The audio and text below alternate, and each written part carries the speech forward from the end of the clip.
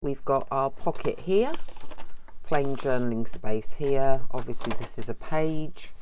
Open it up, we have another pocket here, quite deep. Hopefully it'll fit one of the previous journaling cards that we've made.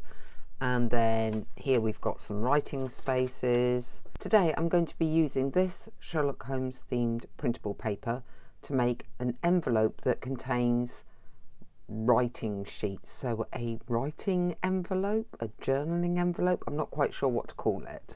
This is day 6 of the 100-day project from Roxy Creations. To make an envelope you need to divide your paper into thirds, with the flap of the envelope being the smaller part.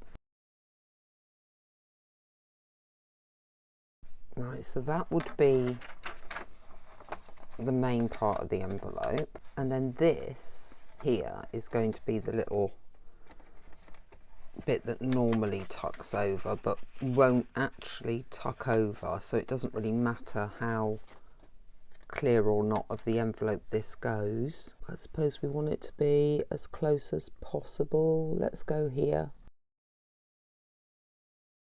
and that would normally be your tuck, but that won't be used. Then we need to do some borders, so let's come in 1 centimetre. I think that's about 1/2 inch, just under.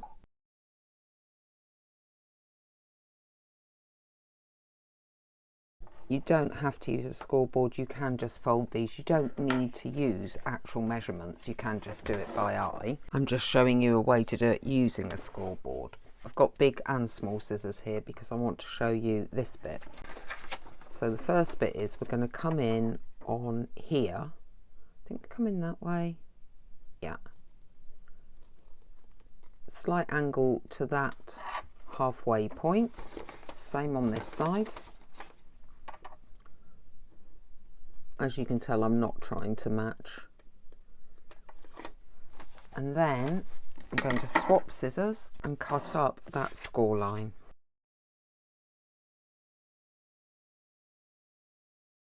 Then we shall be going at an angle this side.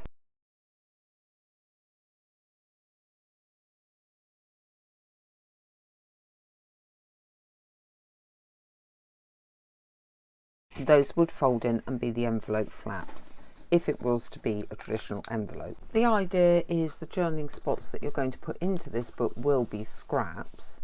So I have just pulled out from the scrap box some scraps. Now we're going to seal up the envelope completely. We'll be cutting a new slit into it, running the glue along this edge, along this edge, and we can actually run the glue all around here as well, and then bring that all over and seal it together.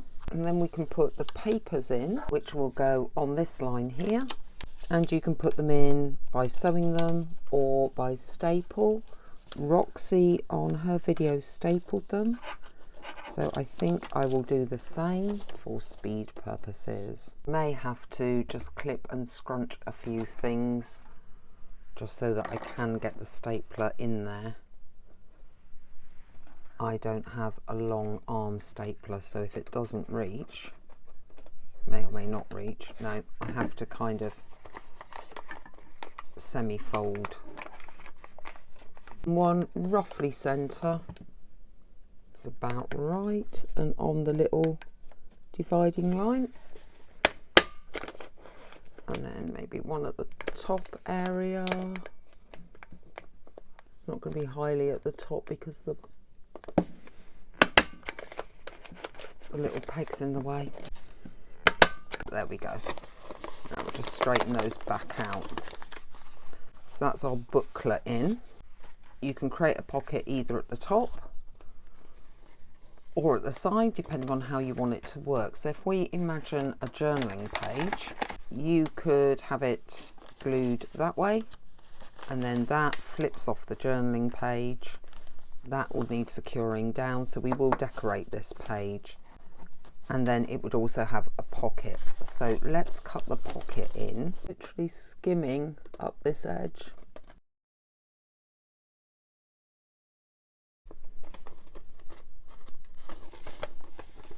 There you go. If you want to, you can distress ink around that. That one is sticking out slightly on that one, so I'm going to trim up there as well. So let's make it fancy-ish by distress inking around the edges. So you can actually write on that as well. If you use a highly decorative paper, which you can do, that's fine. It would then, you might want to add a journaling spot, or you may decide it's just going to be decorative. You could collage the front of this and make it more arty. You could add a pocket to the front of this. It's entirely up to you how far you go with this. That's quite white looking, so when we decorate, we're going to get this into this area, but let's glue it down first.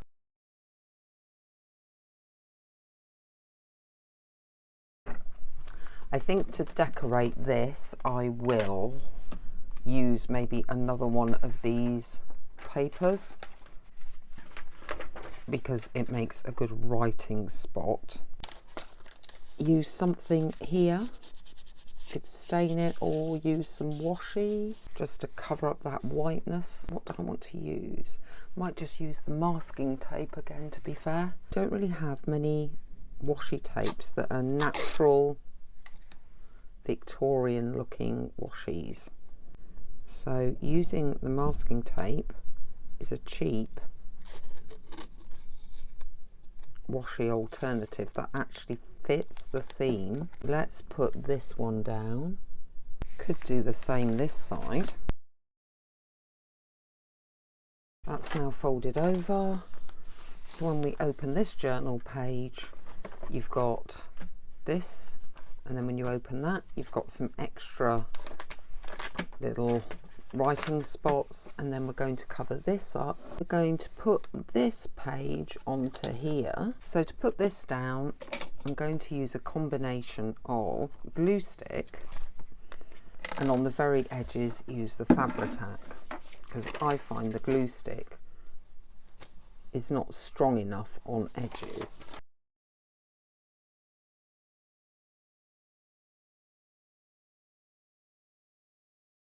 It's just, where do we want to position it? I have a very grotty looking smoothing tool because it's got covered in glue. What I will probably do is just run a little bit of ink around these edges, increase my grungy look. I will continue to run the ink around all the pages. Everything has been really inked up. However, I cannot resist adding a little bit extra.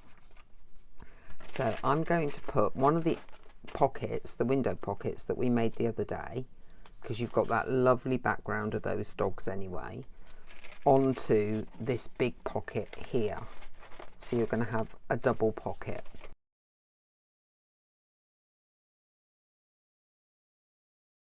Actually, let's put it there. Everything's now dried in place, so I'm just going to quickly show you what we've got. We've got our pocket here. Plain journaling space here. Obviously this is a page. Open it up, we have another pocket here. It's quite deep. Hopefully it'll fit one of the previous journaling cards that we've made. And then here we've got some writing spaces, different sizes. And then I think you could journal on that, even though it's printed over. I think dark pen, you can journal on that. And of course, at the back as well. Yeah, that's a page ready to go into the Sherlock Holmes journal. I think we've already got another one ready to go in. If you have enjoyed this video, please give it a thumbs up. It really does help push this channel out on the old YouTube. If you enjoy my videos and like the way I edit them and try and keep them short, please subscribe, because I do upload 3 to 5 times a week. Let me know what you think of this idea, which, like I say, came from Roxy Creations, but she got it from Shabby Dabby Doodle, so it's a, you know, one of them. Below in the comments. And I will see you next time.